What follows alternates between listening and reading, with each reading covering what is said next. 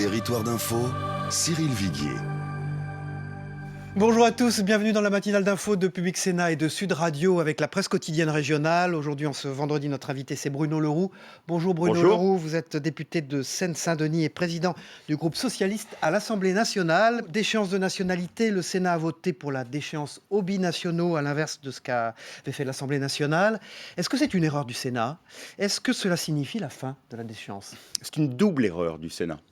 La première erreur du Sénat, c'est de ne pas chercher le consensus, de ne pas essayer de reproduire ce que nous avons fait à l'Assemblée nationale. Parce que je rappelle le résultat de l'Assemblée nationale. Une majorité des 3/5, c'est-à-dire une majorité qui dépassait la gauche. C'est donc la première erreur des sénateurs de droite, ne pas avoir cherché le consensus avec la gauche. La deuxième erreur, elle est de faire une différence entre les terroristes. Moi, je ne veux pas faire de différence entre celui qui tue les Français.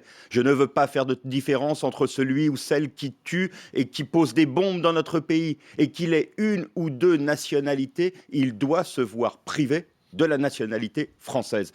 Avec le texte voté hier par les sénateurs, est-ce que vous imaginez possible, probable, un congrès à Versailles ? Il est rendu difficile. Maintenant, il faut avoir un débat clair avec les sénateurs, avec le président Larcher, avec le président Retailleau. C'est de savoir s'ils veulent ne pas bouger, auquel cas cela condamne la possibilité d'aller à un accord, ou s'ils acceptent une discussion, s'ils disent « nous avions une position de départ, vous aviez une position à l'Assemblée, maintenant elles sont connues, voyons comment les faire converger ». Et donc, la balle est dans leur camp. Pour moi, la réforme, c'est un tout. Un article 1, un article 2. Donc, s'il n'y a pas d'article 2, pas de congrès. C'est au président de la République de le dire, mais ma position, c'est celle que je veux exprimer ici, c'est que la réforme constitutionnelle qui protège les Français, qui protège notre pays, c'est un article 1 et un article 2. Bruno Le Roux, François Hollande a choisi la date du 19 mars, donc demain, pour commémorer la fin de la guerre d'Algérie, date en réalité du cessez-le-feu qui suivit la signature des accords d'Évian. Nicolas Sarkozy dénonce le choix de cette date qui correspond à une défaite militaire, dit-il. C'est considérer, je cite, qu'il y a désormais un bon et un mauvais côté de l'histoire. Vous lui répondez quoi ce matin à Nicolas Sarkozy ? Mais la seule date qui est aujourd'hui, qui veut dire quelque chose dans la chronologie de la guerre d'Algérie, c'est le 19 mars, c'est le cessez-le-feu. Bien entendu que ça ne dit pas que la guerre était terminée. Il y a eu des morts ensuite. Mais donc quoi, Nicolas Sarkozy se trompe lorsqu'il dénonce ça ? Oui, Nicolas Sarkozy se trompe parce qu'il y a une loi. Et une nouvelle fois, il remet en cause la loi de son pays, la loi qui a été votée par l'Assemblée nationale, qui a été votée par le Sénat, et il la remet au profit d'un débat qui réouvre des plaies quand le président veut les fermer. Parce que pourquoi Nicolas Sarkozy... Donc il souffle sur les braises de cette guerre d'Algérie, qui est toujours une souffrance. Pourquoi Nicolas Sarkozy s'exprime-t-il aujourd'hui ? Il s'exprime parce que demain, le président de la République, le 19 mars, a décidé de s'exprimer. Il court derrière le président de la République ? Mais je pense que le président de la République sait la façon dont cette guerre est encore dans les têtes et dans les cœurs, dont elle a marqué des milliers de familles dans notre pays. Et je pense qu'il veut avoir des mots d'apaisement. Je n'aime pas ces marchandages. C'est un marchandage. Mais je n'aime pas ces marchandages. Et de la façon dont on présente les choses, ce serait qu'y a-t-il de commun entre la situation des migrants qu'il faut traiter, qu'il faut contrôler, qu'il faut accueillir, et la situation de touristes turcs. On voit bien que l'on n'est pas dans le même domaine. Et donc, si l'on opère une correspondance entre l'un et l'autre, c'est bien qu'on est... C'est ce qui semble se passer quand même. C'est bien qu'on est dans un marchandage, c'est pour ça que je veux connaître les termes de l'accord. Je ne les connais pas encore totalement. Faut-il aller plus loin ? Oui. Quand on fait de la jeunesse une priorité d'un quinquennat, on doit forcément aller plus loin. Moi, j'ai déjà... C'était réussi hier ou pas Non, à l'évidence, on voit bien que la jeunesse n'a pas trouvé les raisons. Et de ce point de vue-là, elle a raison. Donc c'est l'essoufflement du mouvement ? Mais en tout cas, c'est la compréhension peut-être du texte plus que l'essoufflement du mouvement. Mais moi, je pense que quand il n'y a plus aucune raison de manifester contre un texte, et j'entendais hier les quelques jeunes, pas toujours très jeunes d'ailleurs, qui s'exprimaient au nom des jeunes. Au nom des jeunes. Ils étaient sur un discours qui était un discours général.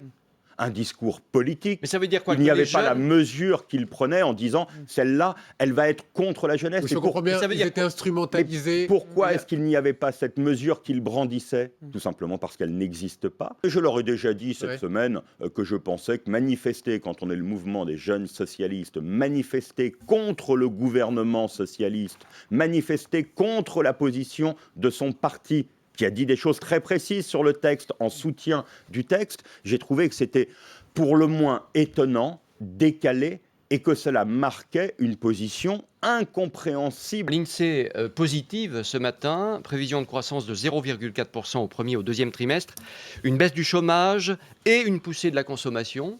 Bruno Le Roux, est-ce que ça y est c'est le printemps, les fleurs fleurissent, tout va bien, la politique de François Hollande porte ses fruits. Et pour que ce soit ça, et moi je partage votre point de vue. Ce n'est pas un point de vue, c'est une question. Ah bon, écoutez, Bon, je voilà. n'ai pas bien vu le point d'interrogation, mais je partageais votre point de vue. Et au-delà de cela, la politique qui a été la politique d'effort, je le dis, demandée aux Français, demandée à notre pays, elle marche. Mais les Français ne Elle le sentent pas permet- forcément encore. Mais hein. là, c'est toute notre responsabilité.